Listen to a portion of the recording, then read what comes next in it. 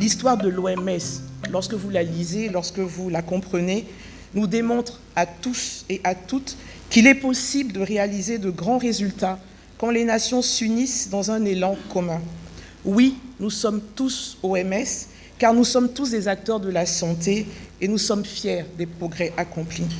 Nous devons continuer à travailler ensemble pour renforcer les systèmes de santé en revitalisant les soins de santé primaires, améliorant la couverture sanitaire universelle, lutter contre les maladies épidémiques et non transmissibles.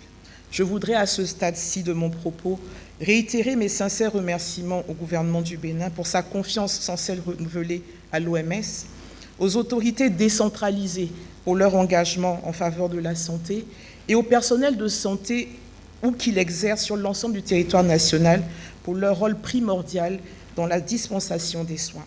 Mesdames, Messieurs, en terminant, je voudrais réaffirmer l'engagement du système des Nations Unies à accompagner le gouvernement dans sa marche déterminée vers le développement durable. Le cadre de coopération des Nations Unies pour le développement durable 2023-2026, qui a été contresigné le 14 mars 2023, nous en offre l'opportunité.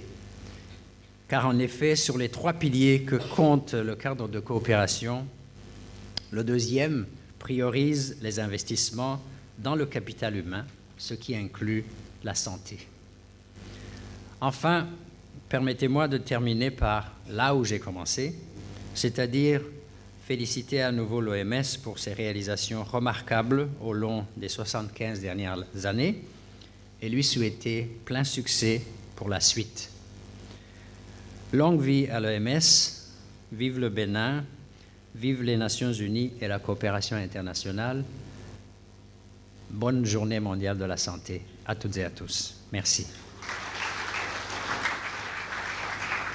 Mesdames et messieurs, pendant les 75 ans de son existence, l'OMS a contribué à rendre le monde plus sûr à travers l'élimination de certaines maladies à potentiel épidémique, la promotion de la santé et la protection des populations vulnérables, le renforcement des systèmes de surveillance des maladies et la libre circulation des personnes et des biens à travers le règlement sanitaire international.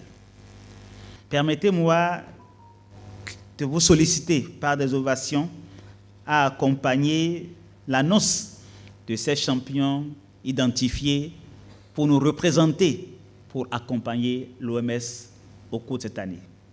Il s'agit du professeur Dorothée Akoko-Kende Gazard,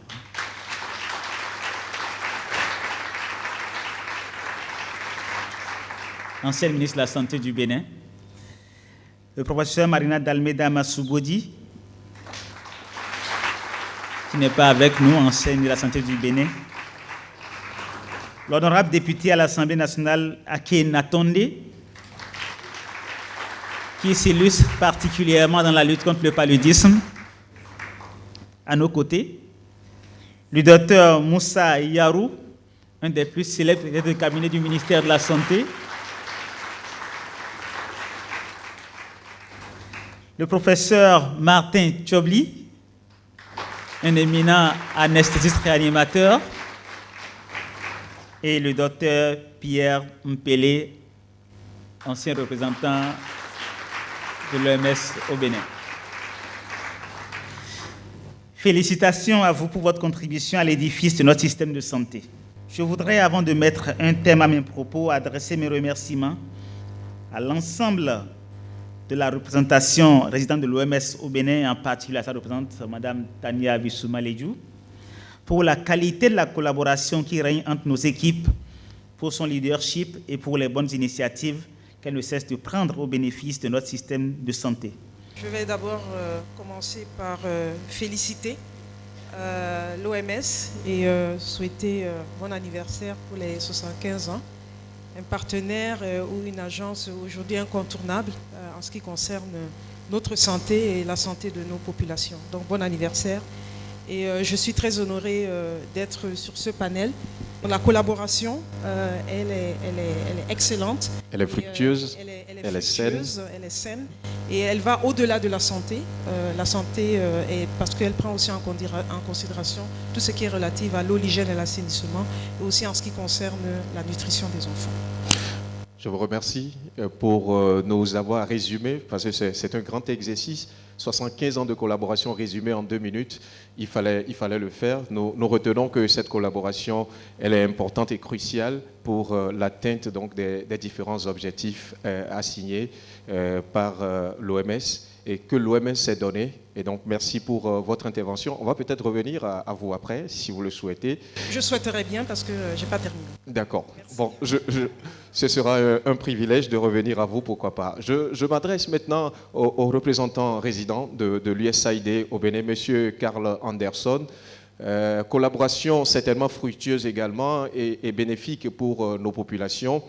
Quelle a été la valeur ajoutée, je le demande comme ça, de l'OMS pour la réussite de la mise en œuvre de vos programmes et interventions au Bénin? Merci. Bonjour tout le monde. Au nom de USAID, voire l'ambassade des États-Unis, nous félicitons également l'OMS à votre anniversaire de 75 ans.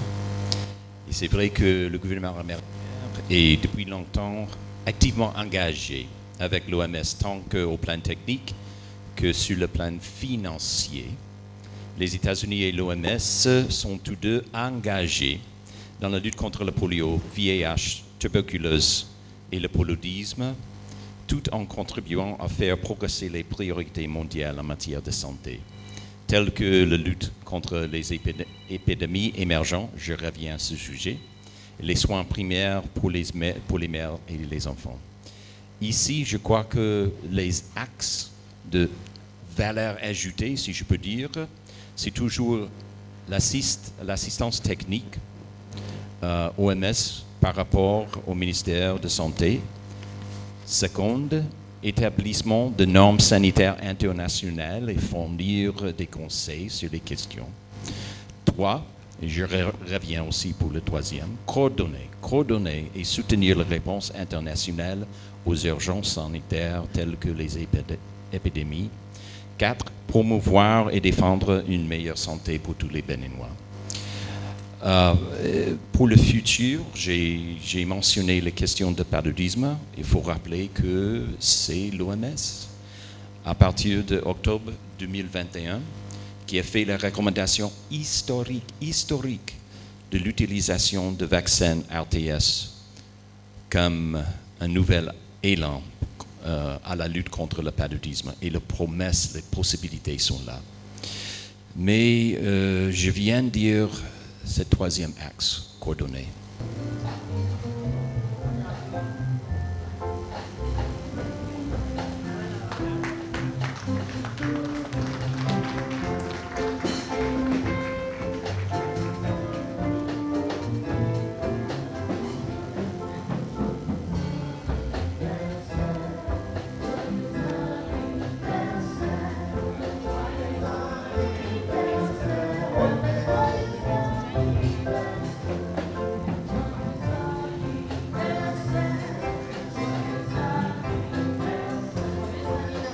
Merci.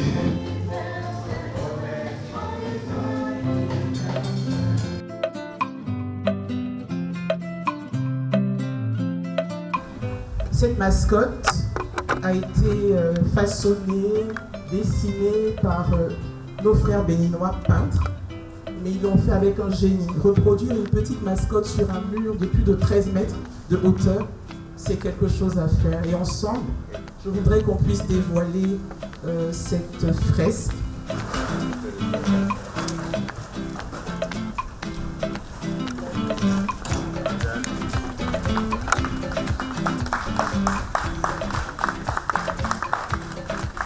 Chaque personne puisse avoir accès à des soins de qualité et que nul ne soit laissé de côté, soit vraiment une réalité pour notre population.